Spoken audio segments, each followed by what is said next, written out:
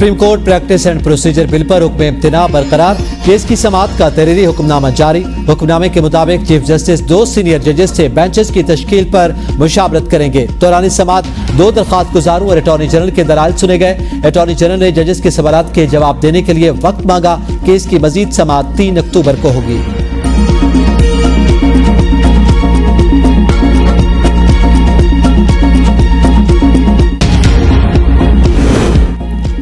इंसाफ की बेहतर फराहमी के लिए चीफ जस्टिस की ज़ेर सदारत मुशावरती इजलास। मीडिया से गुफ्तगू में पाकिस्तान बार काउंसिल के वाइस चेयरमैन हारून रशीद ने कहा, इलेक्शन और सियासत पर हमारी चीफ जस्टिस से कोई बात नहीं हुई।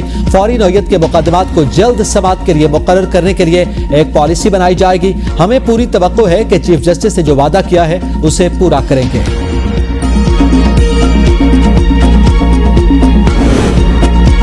नवाज शरीफ और मैं इंतकाम की सियासत पर यकीन नहीं रखते। नवाज शरीफ के खिलाफ साजिश करने वाले आज अवाम में जाने के काबिल नहीं। चीफ ऑर्गेनाइजर नून लीग मरियम नवाज का लाहौर में MSF की तकरीब से खिताब। कहा, मैंने 5 माह डेथ सेल में गुजारे, 200 के करीब पेशियां भुगत कर आपके सामने खड़ी हूँ। मेरे वालिद के सामने मुझे कोट लखपत से गिरफ्तार किया गया। नवाज शरीफ को इकामा के केस में निकाला गया और आज तक मुल्क तरक्की नहीं कर सका।